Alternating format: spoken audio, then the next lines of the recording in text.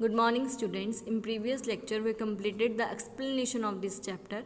Now, we are going to start the exercise of this chapter. Firstly, we start the definitions of this chapter. First is 1 hertz. 1 hertz क्या होता है? आपको पता है कि vibration कैसी होती है? जब दो बॉडीज आपस में वाइब्रेट करती हैं, ठीक है, तब वाइब्रेशन होती है. टू और फ्रो मोशन में जब वाइब्रेट करती हैं तब वाइब्रेशन होती है, right. When vibrating body has 1 vibration पर सेकेंड. जब वाइब्रेटिंग जो बॉडी है वो वाइब्रेशन कर रही है 1 सेकेंड में, पर सेकेंड में एक बारी जब वाइब्रेशन होती है, ठीक है, पर सेकेंड में 1 सेकेंड में एक बारी ही वाइब्रेशन हो रही है, the frequency of vibration is called 1 hertz. तब उसकी क्या होती है, फ्रिक्वेंसी कितनी होगी, 1 हर्ट्ज, क्योंकि एक ही बारी में पर सेकंड में एक ही बारी वाइब्रेशन हो रही है, तो जिसके कारण उसकी फ्रिक्वेंसी क्या हो जाती है, 1 हर्ट्ज हो जाती है. Clear. Next is time period. आपको पता है कि टाइम पीरियड किसको बोलते हैं, जब एक ऑस्किलेशन को कंप्लीट करने के लिए जितना टाइम लिया जाता है एक वाइब्रेटिंग बॉडी द्वारा 1 ऑस्किलेशन कंप्लीट करने के लिए, उसको उसका क्या बोलते हैं, टाइम पीरियड बोला जाता है. The time taken by the vibrating body to complete 1 oscillation is called time period. Time किसके द्वारा लिया जा रहा है, वाइब्रेटिंग बॉडी द्वारा. किसका, कंप्लीट एक ऑस्किलेशन को कंप्लीट करने के लिए जितना टाइम लिया जा रहा है किसके द्वारा, वाइब्रेटिंग बॉडी के द्वारा, वो उसको उसका टाइम पीरियड बोला जाता है. क्लियर. देखिए नेक्स्ट इज नॉइस. नॉइस किसको बोलते हैं, the loud sound that produces unpleasant sensation is called noise. जो ऊंची आवाज़ होती है जो प्रोड्यूस करती अनप्लेजेंट सेंसेशन, जिसके कारण हमें अनप्लेजेंट लगता है, वो हमें अच्छी नहीं लगती है. अनप्रोड्यूसेस क्या करे, अनप्लेजेंट सेंसेशन को प्रोड्यूसेस करती है, उसको हम क्या बोलते हैं, नॉइस बोला जाता है. Clear. The loud sound that produces unpleasant sensation is called a noise, right. तो उसको हम क्या बोल रहे हैं, नॉइस बोला जाता है. Now we are going to start the choose the correct option. First is the normal length of vocal cord in man are.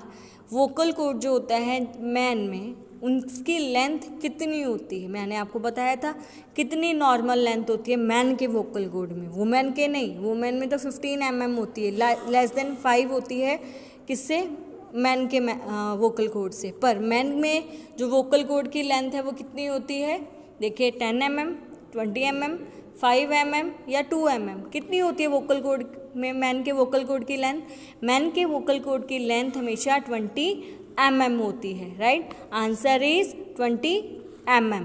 Okay, answer is B option, right. Now second is sound can not travel through. वो कह रहे हैं जो sound है किसके through travel नहीं कर सकती है. आपको पता है ना कि लिक्विड में भी साउंड ट्रैवल करती है, गैसेस में भी करती है, और किस में करती है, सॉलिड्स में भी इजीली कर सकती है, राइट.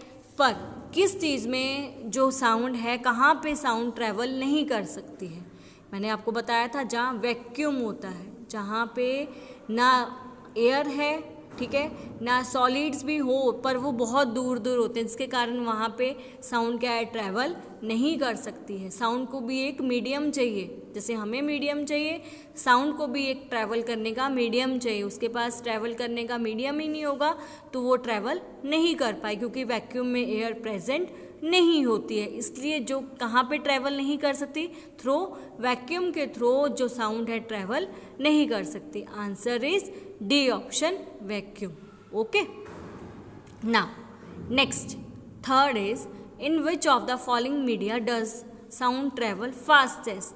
जहाँ पे साउंड ट्रैवल फास्ट होती है, ठीक है, वाटर है, एयर है, आयरन है या वैक्यूम है. आपको पता है इनमें से सॉलिड कहाँ पे है, आयरन है. सॉलिड के थ्रू जो मेरी साउंड होती है वो सबसे ज़्यादा फास्टेस्ट ट्रैवल करती है. अब इसमें से सॉलिड क्या है, आयरन है, तो जिसके थ्रू जो मेरी साउंड होगी फास्टेस्ट ट्रैवल कर सकती है. Answer is C option. Okay. Now next fourth one is which characteristics of the sound distinguish a male and female voice? कौन सा करेक्टरिस्टिक होता है साउंड में जो मेल और फीमेल वॉइस को अलग अलग करता है? किसकी वजह से? आपको मैंने बताया था ना कि जो हमारे में क्या अवेलेबल होता है जिसके कारण जो साउंड मेल और फीमेल की वॉइस अलग अलग हो सकती है, साउंड अलग अलग होती है, क्योंकि पिच होता है। पिच की वजह से, पिच वुमेन्स में बहुत बारीक होता है और मैन में मोटा होता है, जिसके कारण उनकी जो आवाज़ होती है बहुत गड़गड़ाहट वाली होती है, मोटी होती है, right.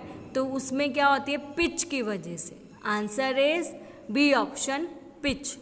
Okay, now fifth number is maximum displacement of the particles of the medium from its mean position is called. वो कह रहा है कि जो मैक्सिमम डिस्प्लेसमेंट होती है पार्टिकल्स की medium from its mean position, mean position से जब पार्टिकल्स की क्या हो रही है, क्या होती है? पार्टिकल्स की डिस्प्लेसमेंट होती है। जब डिस्प्लेसमेंट हो रही है वाइब्रेशन की, वो उसको हम क्या बोलते हैं? उसको क्या बोला गया था? एम्पलीट्यूड। तो answer is C option, amplitude, right. Now six number is sound of frequencies higher than dash cannot be detected by human ear। कौन सी फ्रिक्वेंसी से ज़्यादा ह्यूमन नहीं सुन सकता है? कितनी फ्रिक्वेंसी ज़्यादा होगी जिसमें ह्यूमन नहीं सुन पाएगा? जब 20,000 हर्ट्ज से ज़्यादा फ्रिक्वेंसी होती है तब एक ह्यूमन उस साउंड को डिटेक्ट नहीं कर सकता, उसको नहीं सुन सकता है, ठीक है।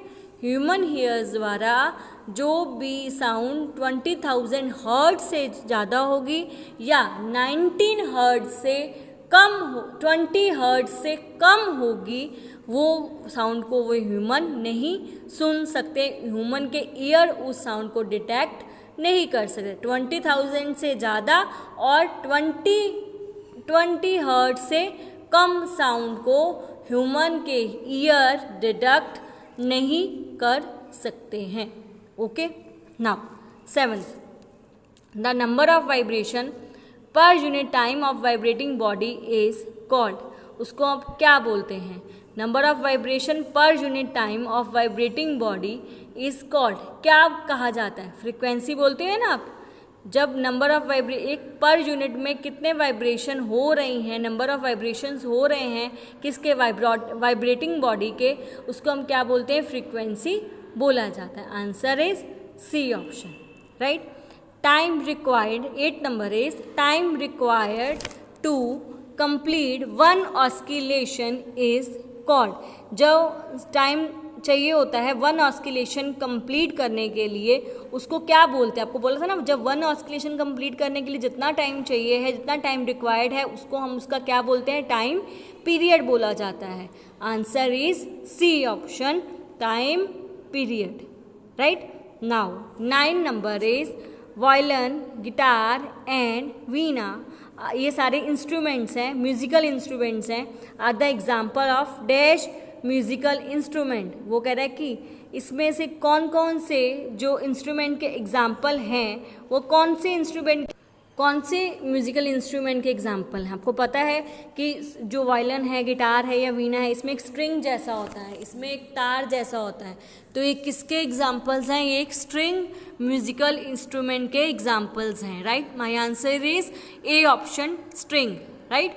Now last is dog can hear the sounds of frequency higher than dash। जो डॉग सुन सकता है कैसी साउंड की फ्रिक्वेंसीज को, किससे ज़्यादा साउंड की फ्रिक्वेंसीज को जो ह्यूमन के ईयर नहीं सुन सकते पर डॉग्स सुन सकता है। कौन सी? 20,000 हर्ट्ज से ज़्यादा साउंड्स की फ्रिक्वेंसीज को एक डॉग्स क्या है सुन सकते हैं, हियर कर सकते हैं, पर एक मैन नहीं कर सकता। डॉग इजीली कर सकते हैं, ठीक है। तो answer is B option, 20,000 hertz, right. ये थे मेरे डेफिनेशंस और चूज़ द करेक्ट ऑप्शन। आज के टॉपिक का ये पूरा कंप्लीट हो जाता है। ये 10 मेरे चूज़ द करेक्ट ऑप्शन है और मेरी 3 डेफिनेशंस हैं। ये आपको अच्छे से लिखनी है और साथ साथ इसको रिवाइज करनी है ताकि आपको कोई भी आपका पॉइंट मिस ना हो इसमें। क्लियर, ये मेरा यहाँ पे कंप्लीट हो गया है, राइट।